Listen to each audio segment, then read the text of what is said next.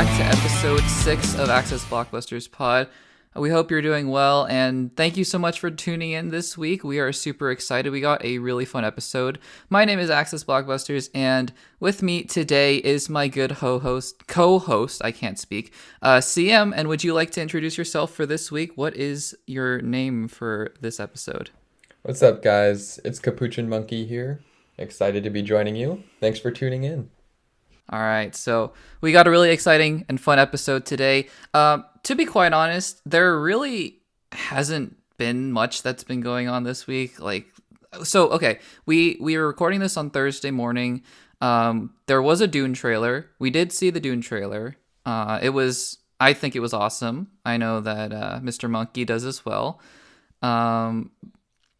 Absolutely. But, in light of the fact that there really wasn't anything that was going on, I kind of thought that we'll save it for next week where we can really talk about it in depth. And there has to be a Spider-Man trailer at some point. I keep saying this week it's going to happen, but let's just say that it'll happen next week. So we'll have a couple trailers to talk about. And we have something else fun planned for today. But as always, guys, if you want to have your name shouted out on the podcast and you want to submit a topic or a question that you want to be answered on the podcast, and again, we will be shouting out your name, so it's a good opportunity. If you guys want to be on the Access Blockbusters channel, then fill out the Google form in the description down below. That'll always be in there. It'll be there in a lot of the other videos as well. So before we get into the main stuff for this episode, which, you probably saw from the title, is a mock draft, but we'll get to that. There are still a few things that we want to talk about before all of that. And so with that, we don't have any topics from the crew today. Again, fill out the Google form if you want to submit your topic. But I wanted to start off today's episode just talking about a couple little things that happened this past week. And the first of which is something that, interestingly enough, we did get a question last week about this, about the Batgirl film. Which honestly hadn't really been on my radar because of the fact that there just wasn't that much news. And then all of a sudden, there was all of this casting news surrounding the Batgirl film, and all of a sudden they have a Batgirl. And so it has just been announced a couple days ago that the actress who is going to be playing Batgirl is Leslie Grace, who is most recently been in the film In the Heights, the Lin-Manuel Miranda musical. Now, I haven't seen In the Heights, but it's a perfect opportunity because my co-host here, Mr. Capuchin Monkey, has seen In the Heights, and so I think she's, she looks like a good actress, and I'm sure she's going to do a good job. But Mr. Monkey, what do you think about Leslie Grace? Did you enjoy her in the film, and do you think she's going to be a good Batgirl? Yeah, well, first of all, In the Heights so far, favorite movie of the year. We'll see how movies like Dune and stuff are, but so far it's leading. Leslie Grace was great. She plays Nina, I believe is the character's name. And I believe it was her voice singing the songs, but I hope Batgirl is a musical. Yeah. I was thinking about that because all the headlines were like Leslie Grace from In the Heights, and I was like, oh, well, there's a potential there for a Batgirl musical. Would we want that? Oh, I'm down for that. Get Lin-Manuel Miranda to write some rap lyrics. Make it like Hamilton. Listen, the DCEU is... I'm not going to say it's a disaster. It's just kind of inconsistent. So why not, right? Like, honestly, why not just throw in a musical in there? Yeah, after, Zack Snyder's 4-hour-long, Justice League, partially in black and white. I think we need a bright, colorful musical, and I think Batgirl is the thing to do that.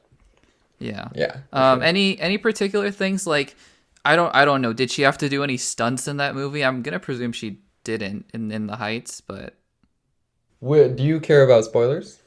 Should I viewers discretion advised? Yeah, maybe a little bit. We'll put like a minor spoiler warning. Just in terms of like physicality, because Batgirl obviously is going to be a pretty physical role, just being Yes. Batgirl. Yes.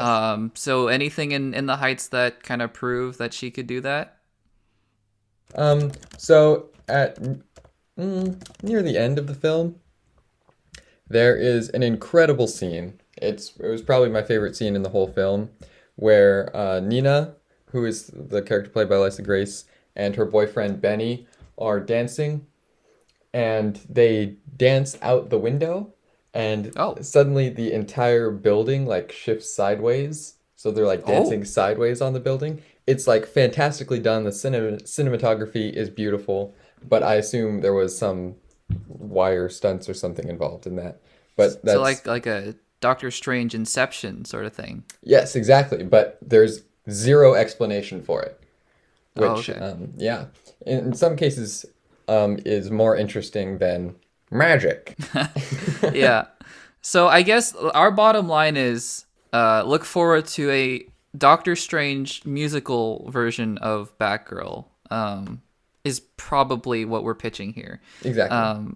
Yeah, but no, I mean, we don't know other than In the Heights, we don't know that much about her, so I'm sure that she's going to be good in the role, and we'll see when that movie comes out. I mean, honestly, with these delays for everything, like The Flash being delayed 20 times, but we'll see. Oh, The Flash was delayed again? No, I don't think so. I think it's finally filming, but man, it's been like 3 director changes and 4 release date shifts. So Dang. that's like, yeah, that's like I'll see that movie when I'll see it when I believe it kind of thing. Or no, Yeah. I'll believe it when I see it. Wow. Okay, we're having a good time here. We are having a great time. I mean, there's like what 16 seasons of the Flash TV show now? No, I don't know how many there are. That's true. Plenty of true. Flash in the meantime. I also heard that the Batgirl film and potentially several other DC films were going to be straight to HBO Max. Right. I don't know if that is true or not. Right. I mean, it's kind of weird because also with the whole merger thing, or like Warner Brothers being bought out by somebody, I can't remember off the top of my head, but I just think there's a lot of chaos going on over there, and they're just trying to figure out what's going on. So They we'll don't see. even know I what's mean, going on. yeah, honestly, like if they don't know what's going on, then I don't know what's going on. You don't know what's going on, so we'll see. But you know what? As long as the Batgirl film is good, then I don't think anyone's going to complain. So there you go. That's fair. But you know what is Yeah. going on? What's up? Blade is getting a director. Blade is getting a director. How was That's that for a segue? Are you right. proud of me? That was a great segue, Thank man. you. You should just set up all the segments from now on.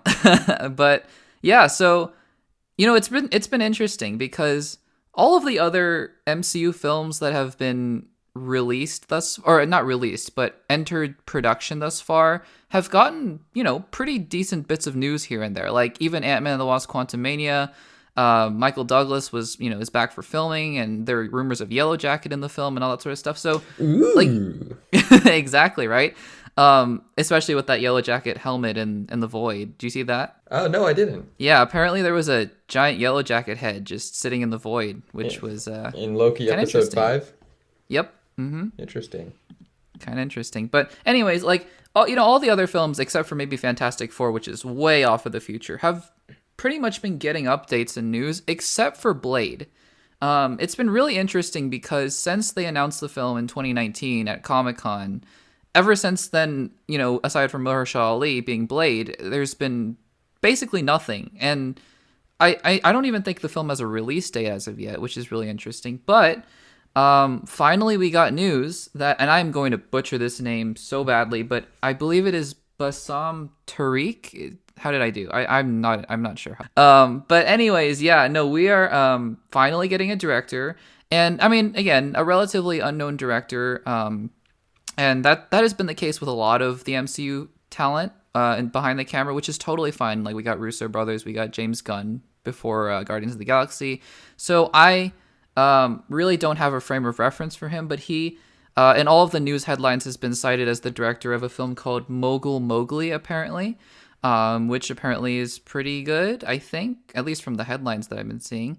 And aside from that, I mean, really not much to talk about. We don't know anything about him. We don't know anything about the film, but I guess it's, I wanted to talk about it because I guess it's just exciting to get any piece of Blade news. And, I mean, so I wanted to ask you a couple questions. Like, first of all, do you know anything about the director? Does it excite you at all?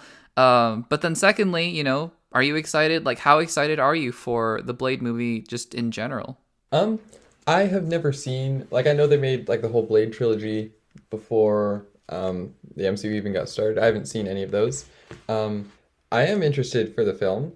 I will be more interested when we get more news about it. I think this is one of those times where they just pick a director that they like the work of, who is lesser known, maybe like more of an independent director, like Taika Waititi was before directing Thor Ragnarok, or like how they hired Chloe Zhao before Nomadland even released, um, that type of thing. And I am excited for it, especially with the name drop of vampires in one of the episodes of Loki recently. Right, right. It should be interesting. It would be. It's gonna be interesting to see how long they decide to keep Mahershala Ali, because I mean, generally, Marvel casts younger because they want the actors to stay on for a while. Like, I believe when Chris Evans was cast, he was in his at least like maybe even late 20s, I think, and now he's 40, I believe. But that allowed him to play, Captain America for 10 plus years. Yeah. But I believe that Mahershala Ali is in his mid to late 40s, and so it's that's an interesting thing of like, I wonder how long they expect him to be playing this role. Because obviously it was like we talked about Hugh Jackman a couple episodes ago, and I just think one of the bigger reasons why he's not going to come back long term is just because he's old. Not old, but like in terms of doing physical stunts and being in that kind of a shape, it's just not really a part of his lifestyle anymore. So I don't know. I mean, do you think that by the time, let's say, Phase 5 is over, that he's still going to be playing Blade? Maybe that's like 5 or 6 years later. What do you think? I think it's possible. And I just say that because Sam Jackson is over 70 now. And That's a good point. He's been playing Nick Fury since Iron Man 1. So right. I think there's potential for Mahershala Ali to stick around at least a little bit for a little while, a couple phases. Right. I mean, and again, there is no doubt in anybody's mind how good of an actor he is. He has won Academy Awards. He is fantastic. If anyone has not seen him in Green Book, go watch Green Book. It's so good. Fantastic. And he did the one before that, Moonlight, right? And Moonlight also. Yes. Just such a good actor. Like I am honestly so impressed, and I shouldn't be anymore, with just the caliber of actor that like Marvel's able to get nowadays, Yeah. With their Angelina Jolies and their Mahershala Ali's. So yeah, again, just some little news to get us excited about, other MCU films. It's gonna be good. Absolutely. Segue us into the next segment then, Capuchin Monkey. Well, we may be excited for more MCU movies, but the box office certainly is not, as Black Widow has dropped a bit in its second weekend, being released in theaters. What do you think about this? I liked your other one better. Yeah, I did too. That's okay. I threw you off the deep end for that one. Yeah, so this is our last topic before we get into the mock draft. But I wanted to talk about this because I think there are a lot of interesting headlines going around about Black Widow's box office that I think, some are reasonable, and I think some are being taken out of context a little bit. And I think it's just important to kind of keep everything in perspective here. So for those of you who don't know, Black Widow made about, I think, $80 million at the US box office in its opening weekend. But on top of that, thank you. But on top of that, it also made, I believe, $60 million on Disney Plus as well. So, in the first weekend at home being the United States where we are, it made about $140 million, which honestly, for any film is really good. But even for a Marvel film, that is still honestly not bad at all. I know Endgame makes $300 million and all that sort of stuff, but it made a really decent amount of money, and I think it crossed that $200 million globally pretty quickly after that. The headlines, though, that have been going around are basically circling the fact that Black Widow had something like a 67% drop in its second weekend, which I believe is the highest or one of the highest second week drops of any Marvel film. And the question here becomes, why, first of all? But then the question also becomes, is it a product of the fact that Black Widow isn't a good movie to most people?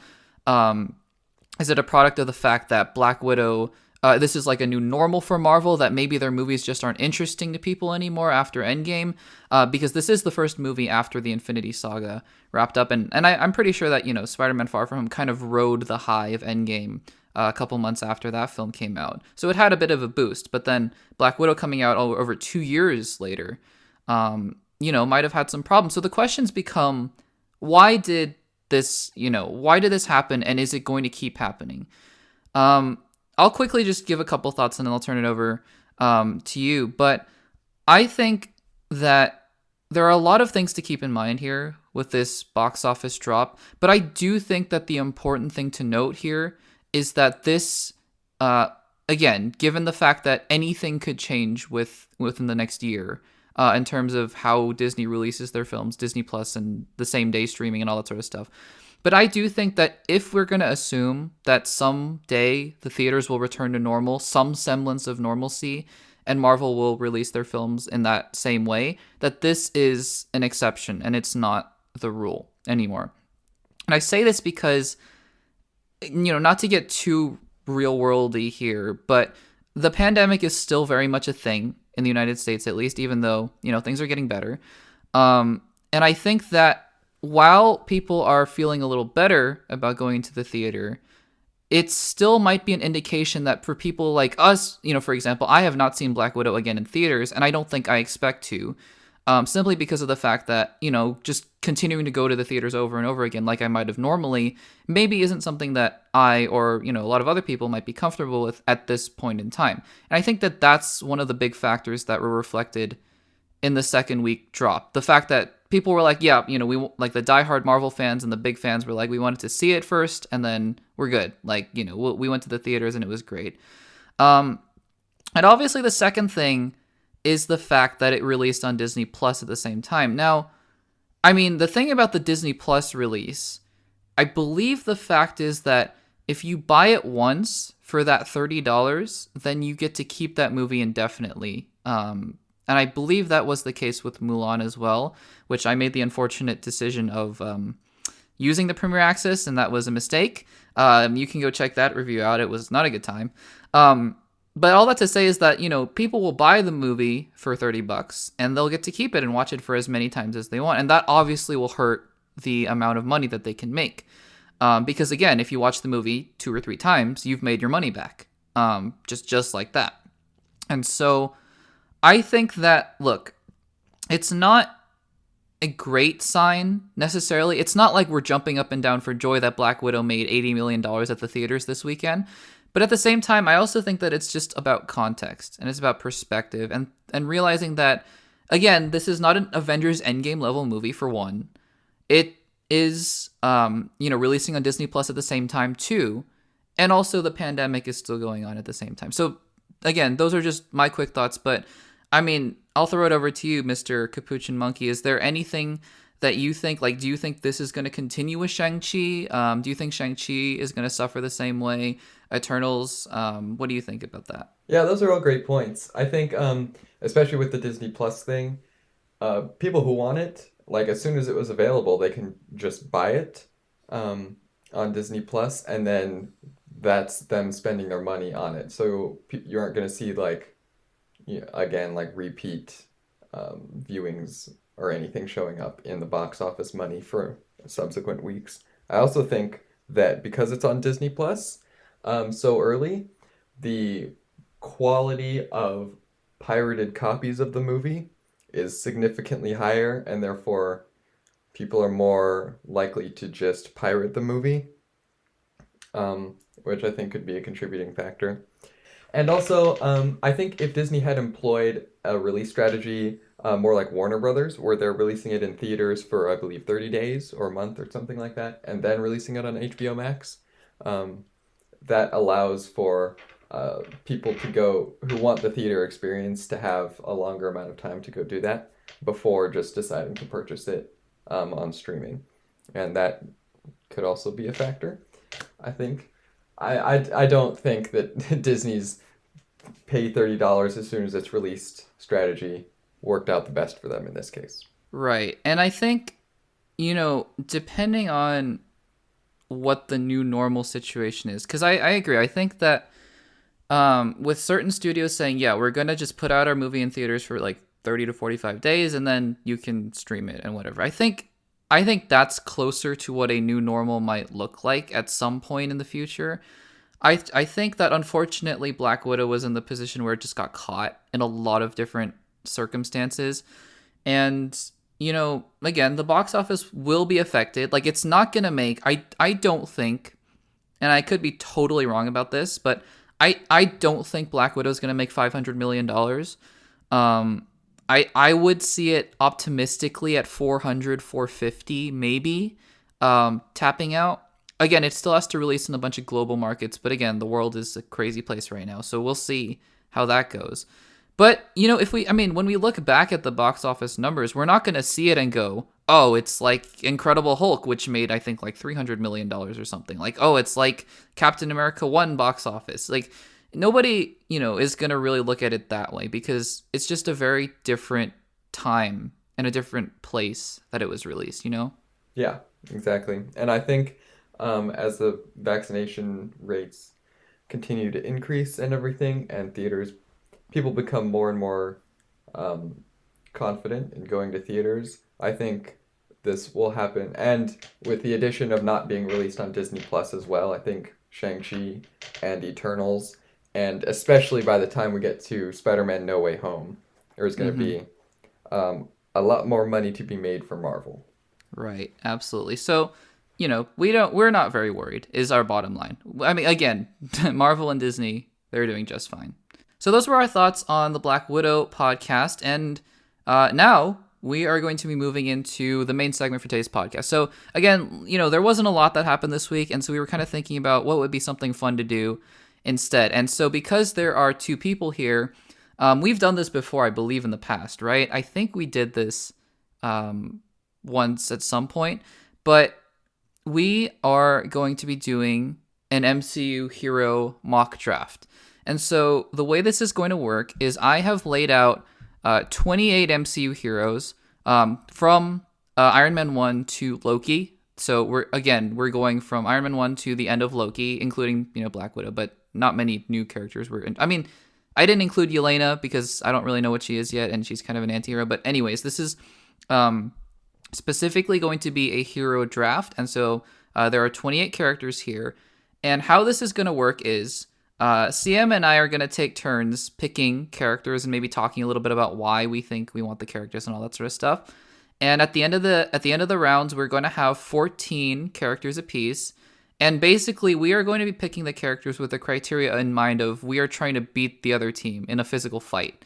So, like, think airport battle, except 14 characters each from across the MCU.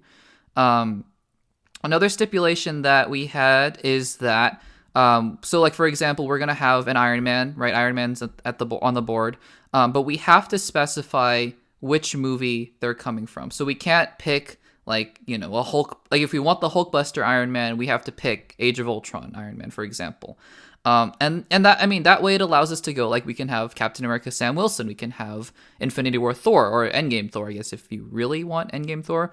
Again, it's all about justification. Like, I could see, a way of arguing for Endgame Thor because he has literally 2 hammers. So, there are ways to argue around that sort of stuff. At the end of the day, though, this is just a fun thing for us to do, and it's a good way for you guys to interact with us in the comments. You guys can comment with us which team you think would win. If you want to follow along with the draft, I'll list the characters in just a moment. You guys can follow along as well. And yeah, it'll just be a fun thing for us to do this week. So let me really quickly read out the characters that we have here, and then we will get started with the draft. So we got Iron Man, and this is in no particular order, by the way. So we got Iron Man, Captain America, the Steve Rogers version, Thor, Hulk, Black Widow, Hawkeye, War Machine, Bucky Barnes, Falcon, Star-Lord, Gamora, Groot, Drax, Drax and Groot on the list, Rocket Raccoon, Quicksilver, Scarlet Witch, Vision, Ant-Man, Wasp, Black Panther, Spider-Man, Doctor Strange, Mantis, Yondu, Valkyrie, Loki, Captain Marvel, and Monica Rambeau. So again, we're just going to take turns picking, kind of talking about our picks, and trying to beat the other team up and trying to create the best team. So with that, as the host, I decided to be gracious for once. And I'll hand it over to you, Mr. Monkey, and you have the first pick of the board. Go for it. Why, thank you, kind host. Well, I don't think there's even a debate about which character to pick first. I'm going with the Crimson Avenger, the queen of the multiverse herself, according to Papa Lord Feige, the most powerful character in the MCU at the moment, Miss Wanda Maximoff. Nah. Thank you very much. She is mine. Yeah, well, that would have been my pick too. Dang it. Okay. Well, that takes Wanda off the board, and so CM now has Wanda. And now I have these other lovely 27 characters, and obviously I think I would pick Mantis. No, I wouldn't pick Mantis. Let's see. Mantis is the one kid that came into gym class late because she had a dentist appointment and now is forced to be the last pick. Yeah, honestly. I'm gonna pick. Oh, and so by the way, you're gonna specify, right? So with each pick, you have to specify which project it's from, and I'm gonna assume it's from WandaVision, right? Yes, the series finale of WandaVision. Okay, awesome.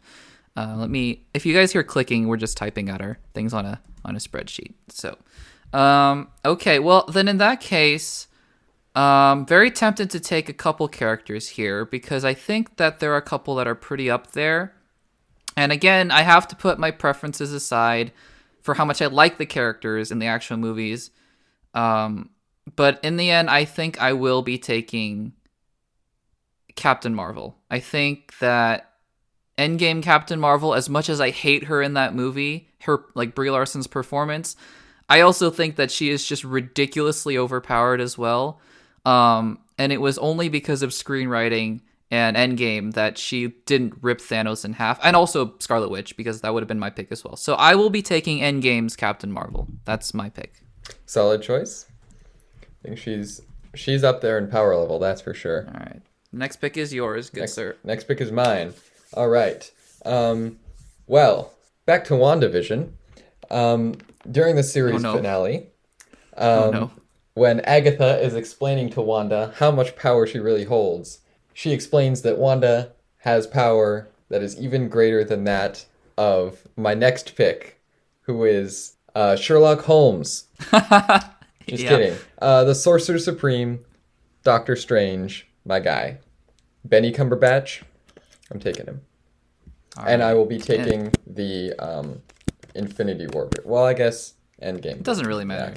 Yeah, some of the characters, like, they don't really change that much, so it really doesn't matter, but yeah. Well, okay. So, and also we're gonna really invest ourselves in this. So, we also want to take into account things like chemistry and stuff. Like, for example, if you put Iron Man and Cap on the same team, it's like, how well is that really gonna work, kind of thing. And if you have like a Hulk on your team, maybe he's gonna kill everybody, or Loki's gonna betray everybody. So that's kind of going into my thought process as well. That's a good thought. Well, so far my team is just the cast of Doctor Strange 2.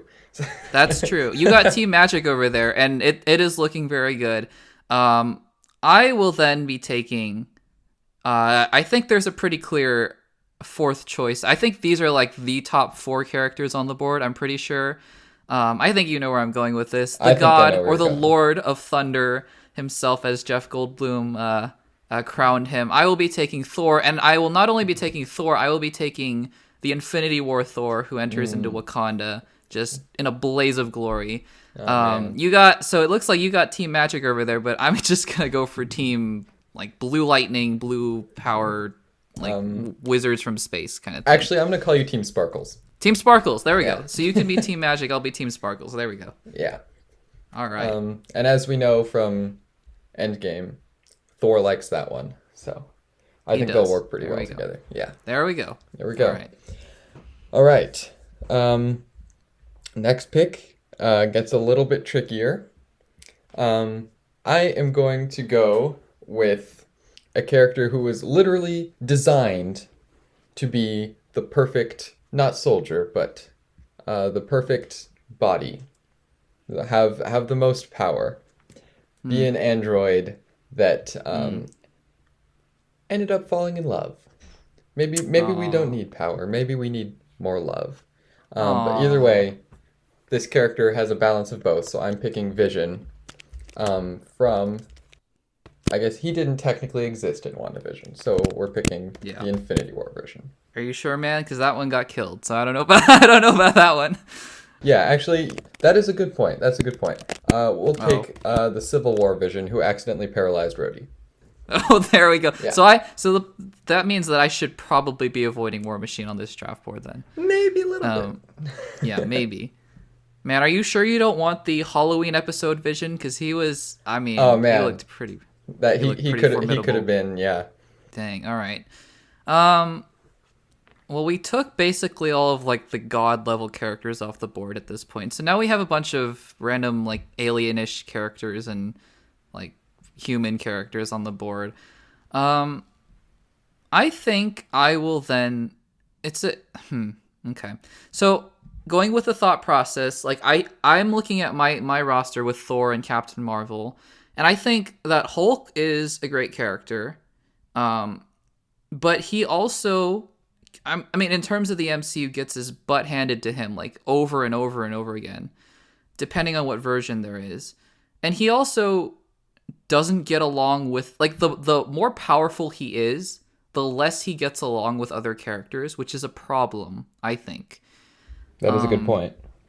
So I think, though, in that case, I will be taking the super soldier himself then. I will be taking Mr. Steve Rogers, Captain America. I think I would have taken Hulk, and if you want Hulk, he's all yours, but I think he just, especially because he's fought Thor twice, and Thor is on my team.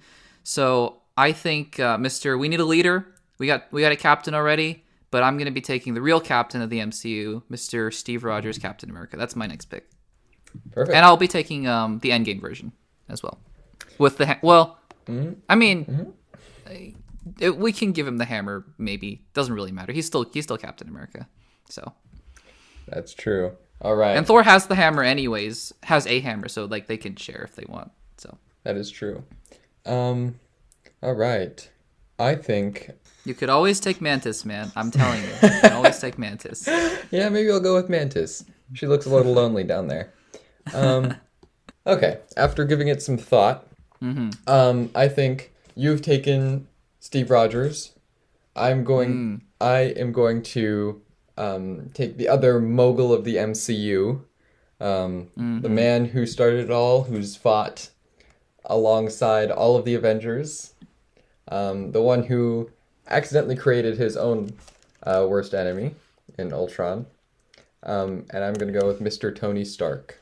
Interesting. I'm going to go with the Endgame version with his, I believe it's called Bleeding Edge armor. Yeah, Mark 80? Mark something like that? Mark something or other. But the one that comes decked out with the shields and the missiles and everything like that. Yeah. All right. Good pick. So, luckily, the two leaders of the Civil War are not on the same team, because I think that would have been a disaster. A little bit. Yeah. So, let's see who we got left on the board. I'm thinking then that... Let's see. Well, okay, so there are a couple options now that I want to go for, and I'm really trying to take away my own personal bias of like how much I love the characters themselves and how powerful they are, because again, we're just trying to beat each other up, so it has nothing to do with, their actual performances or anything. I'm going to go actually with a character that was very short-lived in the MCU, but has a power set that I think is actually very useful in a lot of different situations, especially on a battlefield.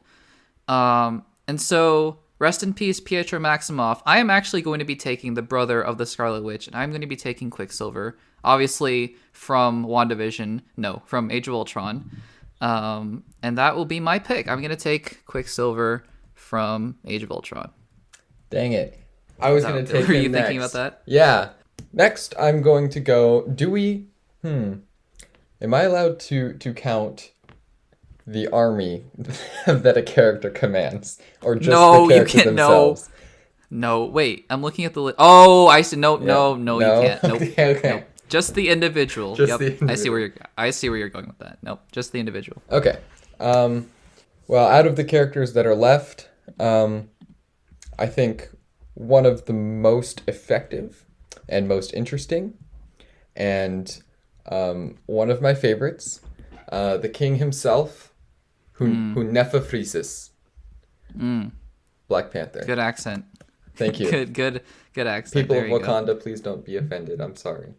And I mean, do you have a particular version you want? I'll take the Infinity War version, I guess. Yeah, that's a solid one. Yeah. He's one of those characters who kind of was pretty similar throughout, so that's a good move.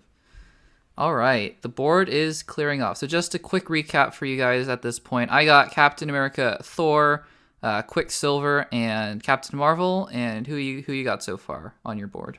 I have Scarlet Witch, Doctor Strange, Vision, Iron Man, and Black Panther. Awesome. So those are two pretty powerful teams right now, and I think it'd be a good fight. But I'm actually going to take... Well, so interestingly enough, one of the characters that gave Iron Man a lot of problems throughout the MCU, at least when they were on different sides, is maybe not the character that you would expect, but I think would be a potentially really big weapon for the Avengers, or at least my Avengers. And I'm going to take Ant-Man. I think Ant-Man gave Tony a lot of problems in Civil War, just like messing with his suit and all that sort of stuff. And then also you get the giant man capabilities as well. Now, granted, he gets tired, obviously, at a certain point, but you have that in your back pocket if you want it as well. Now, my only question that I'm thinking about is which version of Ant-Man do I want? And I probably think that, I mean, the Endgame Ant-Man didn't do a whole lot in terms of powers. He was just kind of there, like, in and out. So I'm thinking I'm going to take the Ant-Man and the Wasp version of Ant-Man. I think that's probably close to peak power of Scott Lang, at least at this point in the MCU. So that will be my pick. I'm going to take Scott Lang, Ant-Man the Wasp. That's my pick. You absolute fool. While this is... I think you're on the right track here, but... Oh, boy. You could have had the character that gives you the size capabilities, the suit capabilities, and, according to Hank Pym, also has wings and blasters. And I'm going to take Miss Hope Van Dyne from Ant-Man and the Wasp. Interesting. You know, I was considering that, though. And I think maybe it's just our preferences. I would have taken the giant status over the wings. I think that's just, like, my preference. Although, again, everyone might scream at me and tell me I'm wrong about that. But I would take, like, the maybe 10 minutes of Giant Man in a fight, maybe. Okay, well, good luck waiting for the entire fight to take place while you're waiting for Giant Man to move his arm 10 feet to the left. That is true. He is very slow. He is really slow. All right, well, in that case, I'm looking at the board. In that case, sorry, Guardians, none of you have been picked yet, but we'll get to you. But I'm still going to stay away from the Guardians for at least a couple more picks, I think. Maybe one more pick. And I'm going to take... Look, so you took Iron Man and, you know, Iron Man and all his technologies, but I got to take an Iron Man myself. I got to take somebody who has the suit as well. And I'm going to take War Machine. And again, my only thought into this is which version of the suit is the strongest. I think, even though we didn't see it that much, that Endgame suit at the end of Endgame, like the big bulky one that he like pops out of in the middle of nowhere, when the portal scene is happening, looked pretty strong, not gonna lie. So, I mean, we haven't seen it in action, but it's an Iron Man suit. It looks pretty beefy, pretty bulky. So I'll be taking War Machine from Endgame. That is my next pick. Excellent. Now, this might, depending on which version I choose, this could be an interesting pick. But with the recent TV series that we have seen, there is a character who we have come to know and love, but not necessarily trust. But I think, given the events of his TV series, he's learned to not only be the god of mischief, but learn to be the god of love. Aww. Himself. Loving himself. A different version of himself. Ew. But also, he just likes to beat people up. That's just what... I mean, we saw it with Sif and like he just cut off her hair, and when he turned into a snake, when Thor was 8, and it was like, bah, it's me. So I think he'd be totally fine with just, coming at whoever was attacking him. So I'm going to go with Loki. Plus I get shape-shifting and telekinesis capabilities. That is true. Now, which are you going to take, like a Ragnarok Infinity War Loki, or are you going to take the series Loki? I am going to take the series Loki. He still has both those powers, and he's more well-versed in the timelines. That's true. Yeah, Loki would have been it would have been on the list of my next picks as well, but dang, okay. So we still got some pretty good picks on the board. Like, everybody's got their own skills here. It's Except just Mantis. a matter of what. Yeah, well, I mean, okay, well, let's give credit to Mantis, though. She was pretty important in Infinity War until Star-Lord, Star-Lord happened. Exactly. So, Mantis might come off the board at some point. Here's an interesting pick.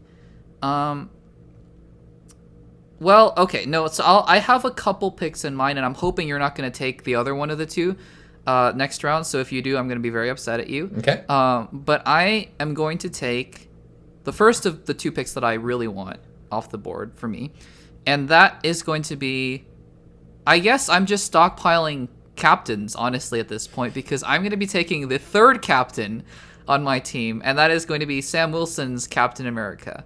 I think the wings, he's got the shield as well. I guess I have 2 shields with Steve and Sam, but he's also got the wings. He doesn't have the serum, but he has the wings, and I think that, he's very capable. We saw it in the Falcon and the Winter Soldier. He was training. He's, very, very capable of fighting, and I will be taking Mr. Sam Wilson from the Falcon and the Winter Soldier. Excellent. And potentially from Captain America 4 as well, depending on absolutely when that is announced to be released. All right. Well, I am going to pick a character that could obliterate Sam, honestly. And that comes from one scene. And the reason I say that is from one scene in the first Guardians of the Galaxy, where he shoves his twig-like fingers up your nostrils. Also, the only character besides Thor to be able to lift Stormbreaker, technically lift Stormbreaker, and I'll be taking everybody's favorite trait, Mr. Groot. I'm Groot. I am Groot. We are Groot. Are you taking the adult version? I will be taking the adult version. All right. Yeah, that's a good pick as well. Poor Star-Lord is literally going to be picked last, at this point, because nobody trusts him anymore to do anything. Nope. Yeah. I also think it's kind of interesting. Like, I honestly think the fact that Hulk is still on the board has really nothing to do with how, powerful he is, and just, he's going to kill your entire team on accident or something. That is true. Well, okay. He's always angry. So you didn't end up taking the second of my 2 picks, which is good, because I think this is actually going to be a sneaky good one. I hope. This is a character who, when showcased in the movies, hasn't gotten a lot of time to shine, but honestly, thinking back to the scenes where this character is in, he's honestly been incredibly powerful for one reason alone, and that is his arrow. I'm not talking about Hawkeye either. I am going to take Yondu, because I think Yondu's arrow and the fact that he can just whistle it in the air, and that entire scene in Guardians of the Galaxy Volume 2 where he blows up that entire ship with his one arrow is pretty crazy. If he was just standing on a ledge somewhere, hiding out while everyone was fighting and just whizzing his arrow, he would probably take out a lot of people. So I'm going to be taking Yondu from Guardians of the Galaxy Volume 2. That's my next pick. That's actually a very good pick. And I'm kind of upset that you took it. Yeah. You took my pick. Okay. Next, I am going to go with another character that has the capability for murder. Oh, good. And it's not who you Good to think. hear. It's not who you think. Oh, okay. Because he's never used it. I have a couple characters in mind. Oh, okay, well. He's never used it, but he could. And not only is he capable of murder, but of electrocution, strangling, dismemberment. He's never used any of them. but he could, and that is the point. So I'm going to take Mr. Peter Parker using his Iron Spider suit. Dang. Well, he has used instant kill, but he has used instant kill in Endgame. That is true. Which honestly, I mean, it was really cool in the movie, but it just turned out to be his legs like stabbing everybody. So and his eyes turned dark. But yeah.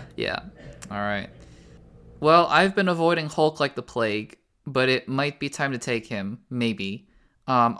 Okay. Well. No. Okay. Here. You know what? Then I'm changing my strategy up a little bit. I have an idea. Then I'm going to be taking a character. Not for their prowess on the battlefield. Not that they're, like a lightweight or anything. Just to boost team morale. Well, no, not necessarily. And you're gonna see why. I'm gonna take what I'm gonna call a nuclear deterrent, and I'm gonna take Natasha Romanoff, and I think you know why, for the next couple of rounds, because if I have Natasha Romanoff and I honestly. She has the same powers throughout the entire MCU. Like, she's really, agile and strong as a human being. Poses. And yeah, she does. She's a poser. She's a poser. Total poser. But so I'm gonna take the Natasha Romanoff from Age of Ultron, and I think you know where I'm going with that. So that is my next pick. Okay. Well, now you've just eliminated one character for me. I did. Yep. I did. All right. Next, I'm going to go with the lone survivor of a remarkably powerful group of people, which makes her, in my opinion, the most powerful of that group of people. Not to mention, she has a flying Pegasus, and how epic is that? I'm going to take Valkyrie. That's pretty epic. And I will take the endgame version because that's where she flies her Pegasus. She also has a really sick sword, too. She does have a sick sword. She can slice. Yes. All right, well, I think everybody knows who my next pick is going to be. I'm going to be taking Hulk.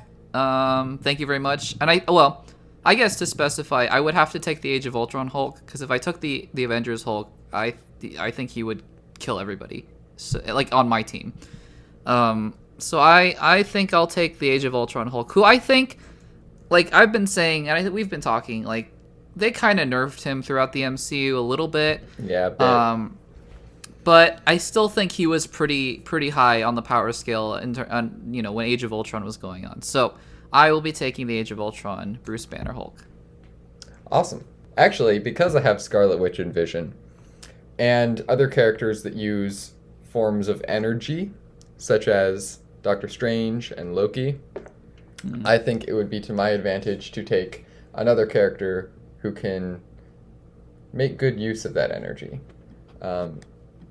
I don't know her exact power set. It hasn't been very clearly defined, but that only makes it to my advantage to define it how I want. So I'm taking Monica Rambeau from WandaVision, who can absorb, repurpose, and redirect various forms of energy. That's fair. And, I mean, again, this is why we're doing this, like, picking them from very specific movies, because if she gets totally nerfed in Captain Marvel 2, then it's, like, it doesn't matter for the purpose of this exercise. Yeah. It's from WandaVision. All right, good pick. So I think we have 4 left on the board. No, we have 6 left on the 5, because I'm picking second, right? So we have 5 left on the board. And the poor Guardians are getting no love over here. The 5 that we is it 6? Oh, it is 6. We have 4 Guardians left. 7. I can't count. We did the spreadsheet in such a way where it's not really organized at all. Yeah. I believe there are 7 on the board still. So we got Hawkeye, we got Bucky, Star-Lord, Gamora, Drax, Rocket, and I believe Mantis. Yep. That's it, right? Yep. Okay. So we got those people chilling on the board. So at the end of the day, I'm trying to prioritize because a lot of these people, really the reason that we don't take them is just because they're good at hand-to-hand combat or like, blaster fire. But they don't have many specialized skills. I do think a couple of them do, though. And I'm going to take, for that reason, I'm going to take Rocket Raccoon. And I think the reason is that, I mean, he's good with, obviously, he loves his blasters. He he loves the taking people's prosthetics and all that sort of stuff. But I mean, going off of that, he's also actually pretty dang smart too. Like, he is really good at engineering and like robotics and wiring things. And I think that could definitely work to our advantage at some point.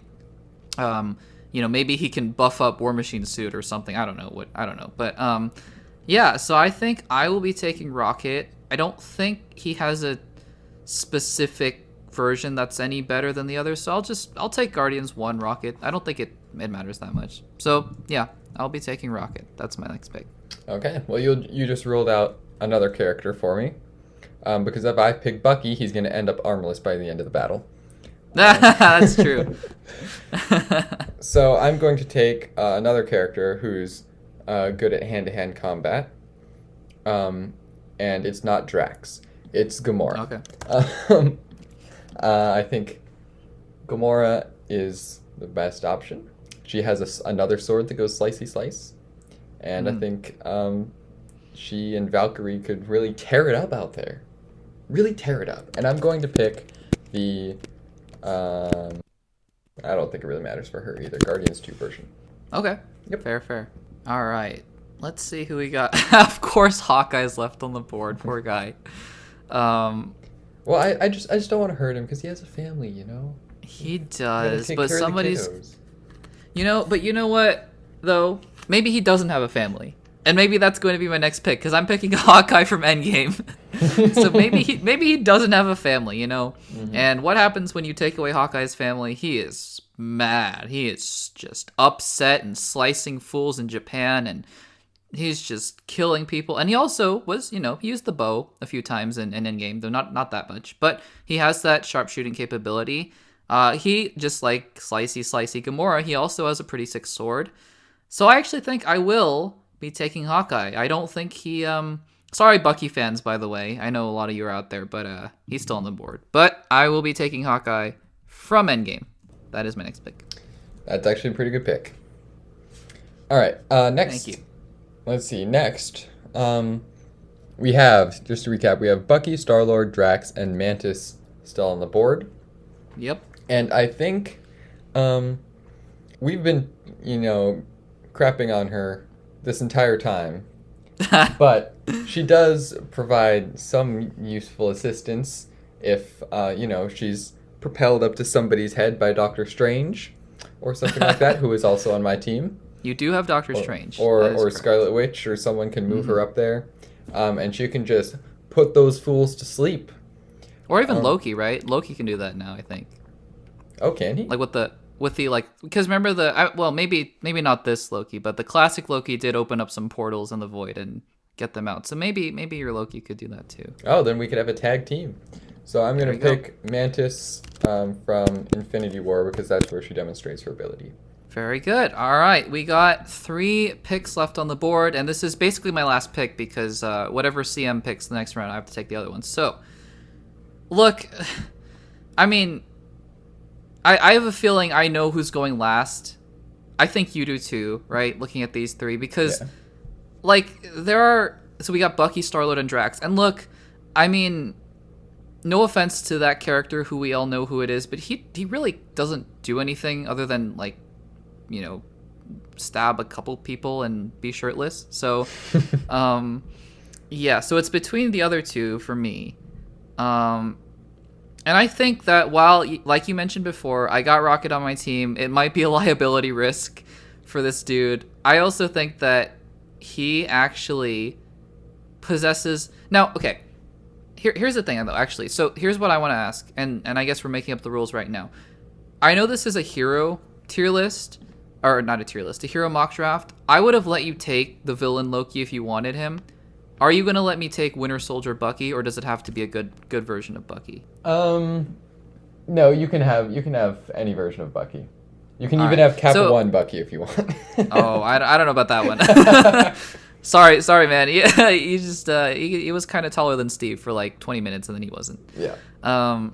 Yeah. So in that case, I will be taking the Winter Soldier version of Bucky from Captain America: Winter Soldier. I think that. He is sort of just the mindless soldier. He's pretty good with the gun.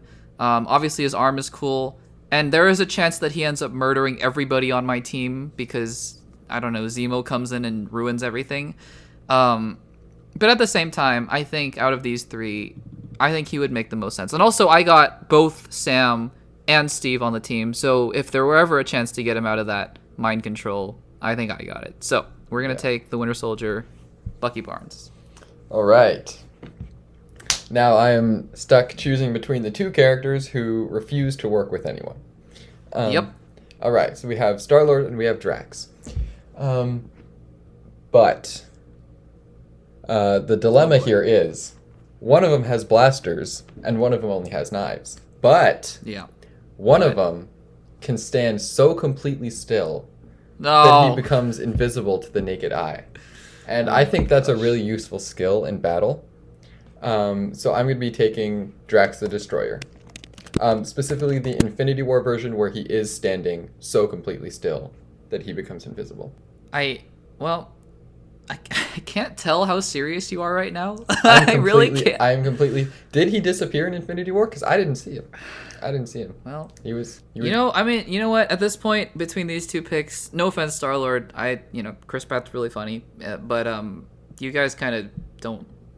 You kind of screw things up on the battlefield a lot, so I guess it didn't really matter that much. So then I'll be taking Star-Lord, and my only decision now is which version of him. I will not be taking the Infinity War version, thank you very much. That would be a mistake. I would also not be taking the Endgame version because he would just be following Gamora everywhere on your team. Yep, that's a good point. And actually, I think then the safest pick for me to take would be the first Guardians Star-Lord, who is not so enamored with Gamora at that point, who is pretty adventurous, like a sort of indie kind of character, Indiana Jones, swashbuckling Ravager, who has a heart of gold, that kind of thing. So I think I'll be taking the first Guardians of the Galaxy version of Star-Lord. And with that, guys, those are our rankings. So I am going to be listing quickly my team for you guys to hear again, and then Mr. Monkey will be as well, and you guys can let us know in the comments, well, first of all, how wrong we were for some of the characters we picked, and then also, which team you think would win. I mean, obviously, we're going to argue for our own team, so we can't decide this between ourselves, but you guys can let us know. And also, really quickly, if you guys want to see a villain version of this, because I think this was really fun. I really think this was a lot of fun to do. And if you guys want to see a villain version, we would be more than happy to do that as well. We probably will anyways, even if this video gets like 20 dislikes. So, take that for what you will. But yeah, so my team, going from, the top of the board to the bottom, we got Mr. Steve Rogers, Captain America. We have Infinity War Thor. We have Age of Ultron Hulk, Black Widow from Age of Ultron, Hawkeye / Ronin, I guess, from Endgame, Endgame War Machine. We got the Winter Soldier. We got Captain Falcon America. We have Guardians of the Galaxy Star-Lord, Guardians of the Galaxy Rocket Raccoon, Quicksilver from Age of Ultron, Ant-Man from Ant-Man and the Wasp, Yondu from Guardians 2, and Captain Marvel from Endgame. That is my team, Team Sparkles. What do you got for us, Team Magic? All right, well, that's a very good lineup. Sadly, you're going to be completely destroyed because my lineup is Iron Man from Endgame, Gamora from Guardians 2, Drax from Infinity War, Groot from Guardians 1, Scarlet Witch from the end of WandaVision, Vision from Captain America Civil War, Wasp from Ant-Man and the Wasp, Black Panther from Infinity War, Spider-Man in his Iron Spider armor, Doctor Strange from Infinity War, Mantis from Infinity War, Valkyrie from Endgame, Loki in his new redeemed romantic timeline form, and Monica Rambeau from WandaVision. All right, guys. So those were our respective teams. Again, I think that my team is definitely the superior one, but I'll respectfully disagree with you for now. So let us know in the comments, or maybe you guys will try this at home if you guys have a friend and you guys want to do this as well, and let us know in the comments what you think. And with that, guys, that will do it. I believe this is episode 6 of Access Blockbusters Pod. If you've made it all the way through, thank you so much for joining as always. And this podcast will be up on Anchor our host platform, as well as Spotify and on the YouTube channel. And if you guys didn't see last week, I tried out this thing called Access Blockbusters Clips. I think it went well enough that I'll do it again, where I will, post the podcast in its entirety on the YouTube channel, but then I'll also split it up into the little segments as individual videos. So if you guys don't want to watch the whole podcast, which why wouldn't you? But if you guys would prefer to listen to just the draft or just us talking about Batgirl, then you guys can feel free to do so. Anything that you want to do the shameless plugs again, Mr. Capuchin Monkey? Make sure to jab that like button, just like Corvus Glaive jabbed Vision. Make sure to poke that subscribe button, as hard tickle it a little bit if you want. And then leave a comment saying how nice my voice is. And also how wrong he was for picking his team. That too. Yeah, how wrong he was for picking his team. Exactly. All right, guys. Thank you so much for listening to the podcast, and we will see you in next week's episode. Thank you so much for listening. Bye. Bye.